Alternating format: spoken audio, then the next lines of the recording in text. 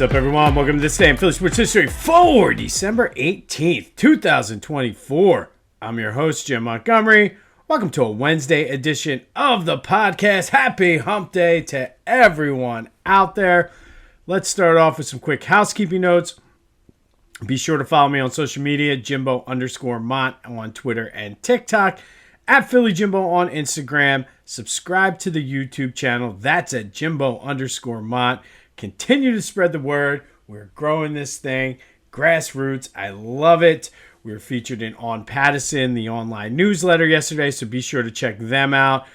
Good dudes over there, good reads, every Monday through Friday delivered to your inbox. So check out On Pattison. They have a nice little This Day in Philly Sports History segment, or I guess section in their newsletter. I work with John, who's one of the guys who runs the newsletter, and we're in there at least once or twice a week. So go check them out on Pattison. Subscribe to the online newsletter.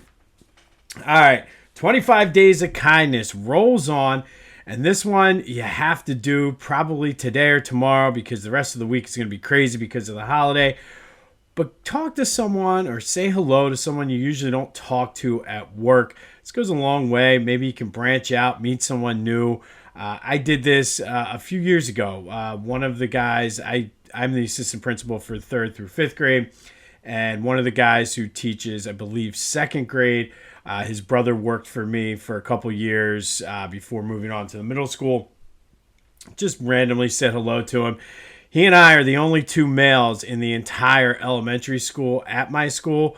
So to have someone to talk to every once in a while who don't mean this in a negative way, who's not a female, is nice. He's a Steelers season ticket holder, so he and I talk a lot about football. So it was just a random thing. Just took my own advice, 25 Days of Kindness, reached out to him, said hello.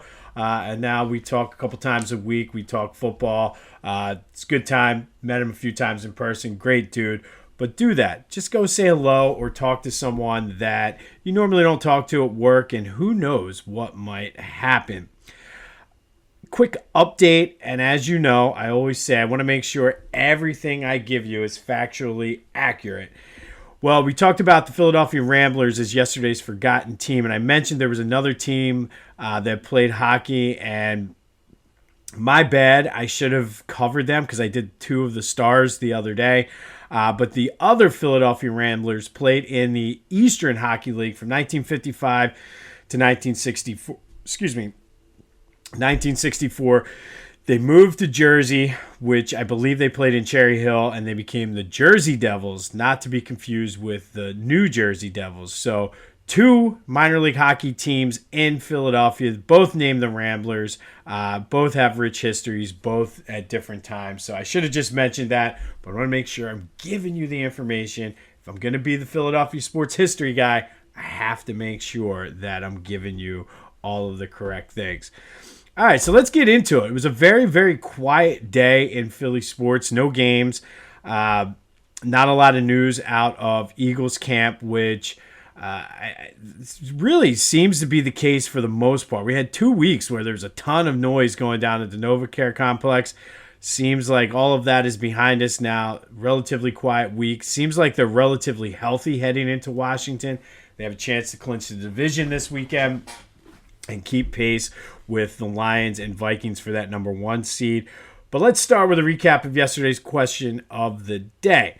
I asked you, should Nick Sirianni be getting more Coach of the Year consideration? 61% of you said absolutely, yes, he should, and I could not agree more. And I'd be curious to know if you're one of the folks that did vote no, he shouldn't. Let me know why. I saw a lot of people online the past few weeks talking about, well, he's doing what he should be doing. He has all the talent. And yes, that's true. However, what he's doing, and I'm not saying he's a legendary coach. I'm not saying he's a historic coach. But the numbers he's putting up, no matter what the roster is, are historic and legendary. So I think to not even be in the conversation is a disservice to Nick. But thank you, as always, for participating in the question today. There'll be another one later in the show. Before we get into the rest of the Eagles stuff, one last little thing from Sunday's game. Ricky Watters was, I don't know if he was an honorary captain or what, but he led the Eagles in the fight song. He was around the team on game day. And I'm not sure if there's a more underrated, underappreciated guy who is judged more on one thing. As soon as his name was announced, everybody's talking about for who, for what.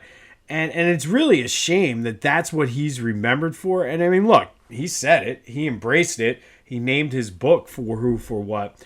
But the fact of the matter is, I mean, the dude had 3 Pro Bowl seasons, 3 1,000-yard rushing seasons.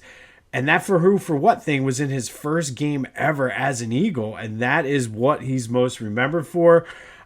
Started getting my gears grinding a little bit for a tournament idea for this summer. So stay tuned for that. But what are your feelings on Ricky Watters? Should he be remembered as more than just the for who, for what guy? We talked about it yesterday. He was one of those guys, the star, I guess you could say, on offense for Eagles teams that really were second tier. And not through, I don't know if it was through any fault of the team's management. It's just that the Cowboys, Packers, and 49ers during that time frame were just so good. But love to hear your thoughts on Ricky Watters. Should he be remembered as just the for who, for what guy, or should he have more based on what he did in just a short time here in Philly? Had a good discussion at the game about this. Also, though, excuse me, I was really thinking about, took a minute to kind of step back and think about what we've been experiencing as Eagles fans. For the longest time, it was they hadn't won a championship since 1960. They're second class, second tier in their own division behind the Giants, Washington, and Dallas. And I think we're in the golden era of Eagles football. And we talk a lot about the early Andy Reid days from 2000 to 2008. But I think, I mean, obviously we won a Super Bowl in this era. So that sort of kind of trumps everything. But I really wanted to look into this. So I'm sitting at my son's basketball practice yesterday and just researching, doing the... basically, my mind's always going when it comes to this podcast. Always thinking of ideas, thinking of things to do. But I wanted to compare the two eras. So really, if you take 2000 to 2008, the first 9 years of Andy Reid's term here, and then starting with Doug Peterson right after Chip Kelly from 2016 till today, how do those eras stack up? And like, I really think we're living in the golden era of Eagles football. But that 2000 to 2008 era is a pretty damn good one, too. And that was back when I first got season tickets. So, like, this is when, before kids, before marriage, before really responsibilities, I was there every game. So, kind of breaking down the numbers. And I usually don't do a lot of numbers on this podcast for obvious reasons. But when I do, usually they're to prove a point. So, you take 2000 to 2008. The Eagles went 92, 51, and 1, 639 winning percentage, 5 division titles, 5 NFC championship games. They went to the 1 Super Bowl and made the playoffs 7 times. Starting with Dougie P's first year, and I had to include the COVID year in there, which just was a hot mess, the whole fight with him and Doug and Carson Wentz. But from 2016 until this past Sunday, the Eagles are 88-60 with still 3 games left for a 595 winning percentage, 3 division titles, 2 Super Bowl appearances in which they won 1, and 7 playoff appearances. And I mean, if you want to break that down too, you take Andy Reid's 3 best years, and this is where it's tying back to Coach Sirianni. Andy Reid's 3 best years with the Eagles were probably 2002 to 2004. They went 37-11, 771 winning percentage, 3 NFC East titles, 3 NFC championship games, and went to 1 Super Bowl.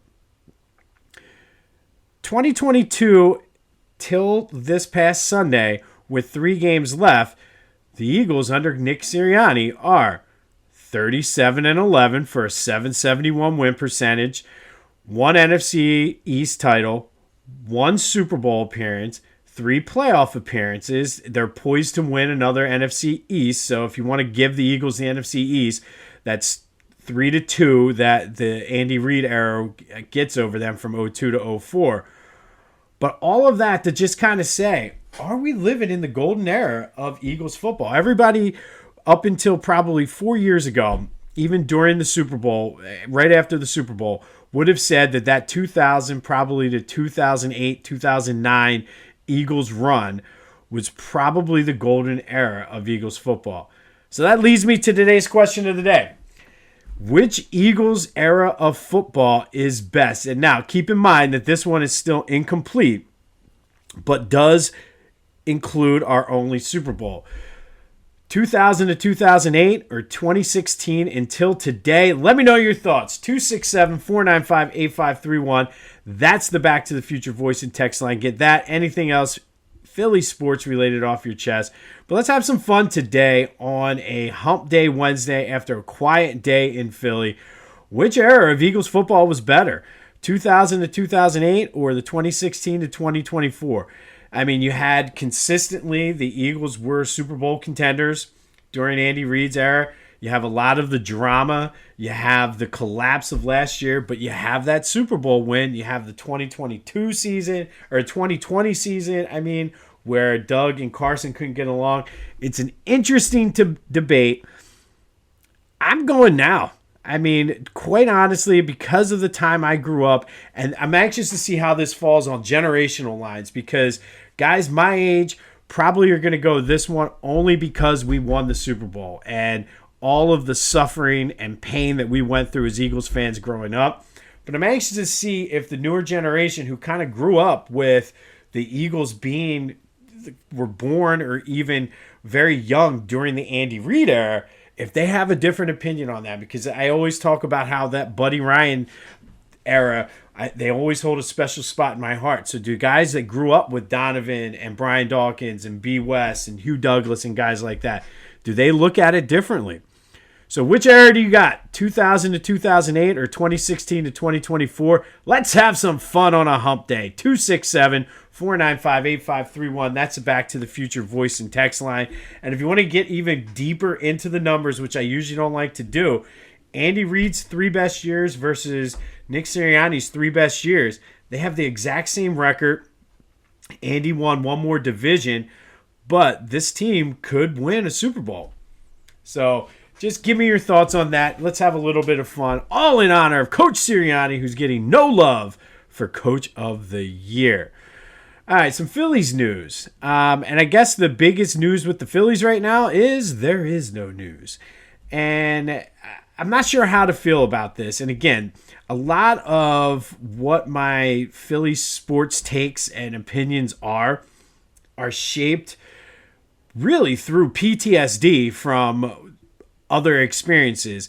And all of these guys, who was it? I forget who just got traded to the Yankees. And it was somebody that the Phillies were looking at. But the Phillies haven't made a move, probably in part because they don't want to. Dave Dombrowski's not looking to deplete the farm system, which goes against what he typically does. He usually goes all in for a World Series and then deals with the aftermath later. I'm not sure how to feel about this because I'm also still scarred from when Ruben Amaro depleted the farm system and did not think about the future, trying to win. Now, to his credit, he was trying to win another World Series that just never happened. But it's just, I would love to hear your take on that too. Like, what do you think about Dombrowski hanging on the prospects? And then by the same token, I'm scarred by what Ruben did. But I'm also scarred at what he didn't do, and that was trade Dom Brown when he had all of the leverage, and Dom Brown had 6 good weeks of baseball.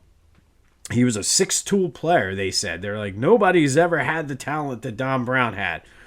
Well, nobody had the talent that Dom Brown had for 6 weeks, but that was it. So just curious to get your take on Dombrowski. I don't know. I think by not doing anything, the Phillies have gotten worse. If you look at what the Mets did, I'm not sure if the Braves, I think just because everybody's coming back healthy, they should be better. But let's have a little baseball talk on a Wednesday in December as well. Be sure to go to Philly Goat. Check out all they got Philly sports apparel-wise. The bird wing shoes are phenomenal. I cannot wait to get my pair. I'll do an unboxing live, or not live, but an unboxing here on the podcast and let you see what they are. But go to Philly Goat. Use that promo code Jim Montgomery to take 10% off your order. PhillyGoat.com, promo code Jim Montgomery to take 10% off your order. And then check out my boys over at the Clashing Conferences. Their sports fan network continues to grow. They're doing great things over there, so go check them out wherever you get your podcasts as well as on YouTube. All right, so some Sixers news. Jarrett McCain did have his surgery. No word on recovery time, but likely he will not be back this season. I guess some good news that I missed yesterday. Nick Nurse talked about Joe's sinus fracture and said it's not as bad as the previous 2 orbital fractures, which I guess is good. They're going to reevaluate him next week. Not sure if he's going to wear a mask. If I had to bet, something tells me he will be playing on Christmas Day against the Celtics, but we'll see how it goes. I guess it depends on how the evaluation goes. And I did mention yesterday that it seems like the Sixers have played the Hornets a lot, and they have. I went back and looked. 3 of their 8 wins have come against the Hornets. They will play them again Friday night, I guess because of the NBA Cup tournament. That's why I don't know. But yeah, 3 of the Sixers' 8 wins have come against the Hornets, and that sort of puts into perspective where the Sixers are. Oh, well. Flyers are back in action tonight, opening up a back-to-back. Tonight they are in Detroit to take on the Red Wings, and then tomorrow they take on the Kings at the Wells Fargo Center. Still right there in the mix for the wild card. I did not check the standings this morning, but as of yesterday, they were right there in that second wild card spot in the East. So let's hope that we have a reverse of what happened last year with them. All right, today we're going to go all the way back to 1949. And on this day in 1949, the Eagles beat the Rams 14-0 at the LA Coliseum in a driving rainstorm that caused the field to just be a big puddle of mud. Steve Van Buren led the way for the Eagles, rushing 31 times for 196 yards. Pete Pios caught a touchdown pass. Leo Scaldini recovered a blocked punt for the other Eagles touchdown, and the defense played stellar, giving up only 119 yards, including 21 rushing yards in a game where offense was hard to come by because of the weather. This was the Eagles' second straight championship. Kind of buried the lead there, but yes, the Eagles beat the Rams today back in 1949, 14-0 at the LA Coliseum to win their second straight NFL championship, this time on the road. Quirky little fact about this game, the team took a train from Philly to LA because head coach Greasy Neale did not like to fly. They did a layover in Chicago, had a practice, and then took the train the rest of the way. But on this day, back in 1949, the Eagles beat the Rams 14-0 to win their second consecutive NFL championship. And you can make the argument that 47-49 was another one of those mini golden eras of Eagles football. They made it to 3 straight NFL championships. But on this day, they won their second straight, beating the Rams 14-0. Finally today, our forgotten teams in Philadelphia sports history, the Philadelphia Spas. They were a pro basketball team. They were originally founded as an amateur team by future Philadelphia Warriors owner Eddie Gottlieb. The Spas is a acronym for the South Philadelphia Hebrew Association. They played their games at the ballroom at the old Broadwood Hotel, which is on Broad and Wood, essentially right behind Roman Catholic where it is now. They played in various leagues, including the Eastern Basketball League and the American Basketball League, winning 12 total championships, seven of them coming in the ABL. Future Hall of Famer and famed Temple coach, who the court is partly named after, played for the Spas. The Basketball Association of America was founded in 1946, which was the precursor to the NBA and essentially made the ABL a minor league team. The Spas, to their credit, still played a few more years till 1949 in the ABL.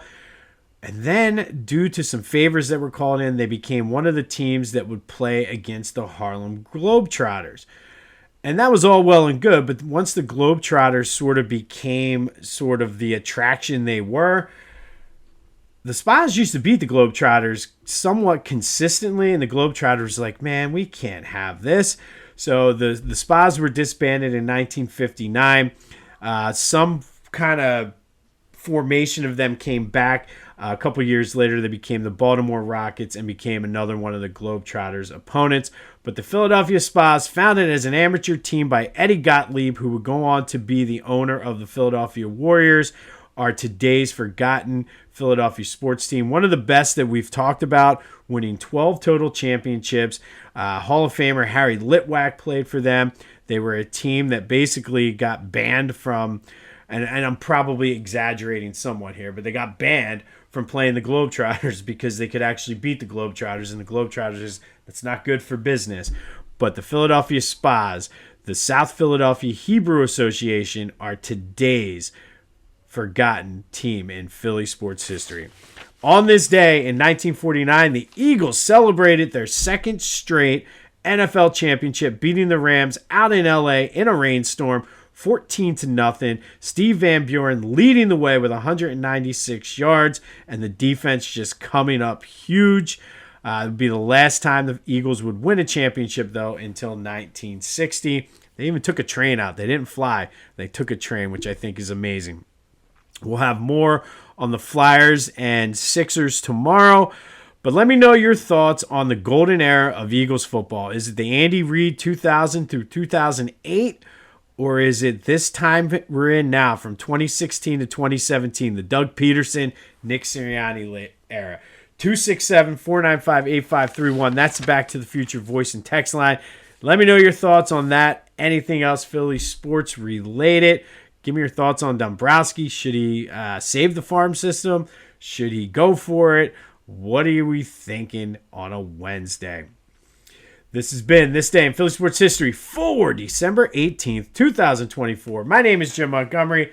Go have yourselves a Wednesday. And until next time, I'll see you when I see you.